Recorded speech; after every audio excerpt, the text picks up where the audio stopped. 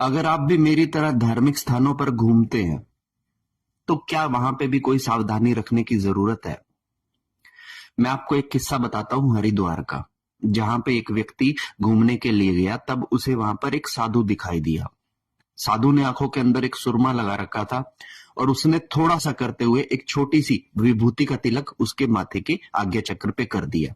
जिसके बाद आदमी अपनी पूरी सुध बुध जो है भूल गया और उसने अपना मोबाइल और अपना पूरा कैश और अपनी जो अंगूठी निकालकर उस सामने वाले साधु को दे दी और साधु वहां से चला गया। 2-2.5 घंटे के बाद जब व्यक्ति को होश आया तो उसने पाया कि वो एक स्थान पर अकेला बैठा हुआ है और कुछ भी नहीं कर रहा है। तब उसने शोर मचाया तो लोगों ने कहा कि यहाँ पर बहुत सारे ऐसे बाबा घूमते हैं जो सुरमा लगाकर आपका वशीकरण कर देते हैं, विभूति लगाकर आपका वशीकरण कर देते हैं और आपका सामान जो है वो लूट लेते हैं। तो क्या है ये क्रिया, इसके बारे में मैं बताता हूं।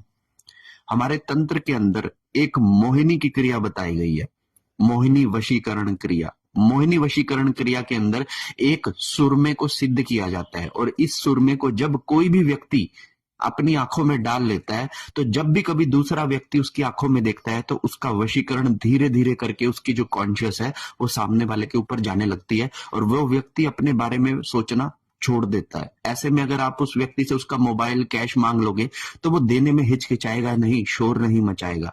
और हरिद्वार जैसी जगहों पर ये चीज खुलेआम सरेआम की जा रही है। किसी भी चाय वाले से पूछ लेना, वो आपको ये सच्चाई जरूर बताएगा।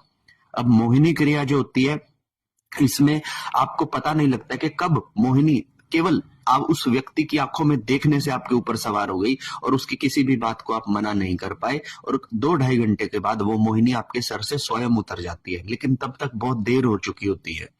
तो कभी भी आप किसी भी ऐसे धार्मिक स्थान पर जाएं तो 2 चीजों से आज परहेज करना शुरू कर दीजिए। पहली बात कि जब भी कोई बाबा दिखे तो उससे अधिक वार्ता ना करें, उसकी आंखों में देखकर वार्ता ना करें।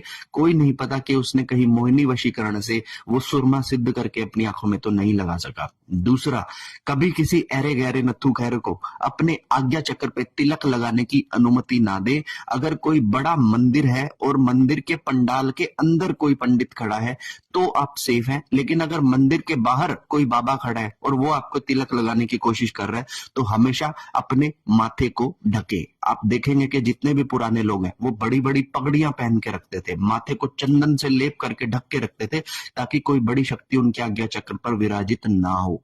तो इसलिए जब भी आप कभी ऐसे स्थानों पर जाएं तो ऐसे बाबा पंडितों से हमेशा अपनी रक्षा करें। हर हर महादेव।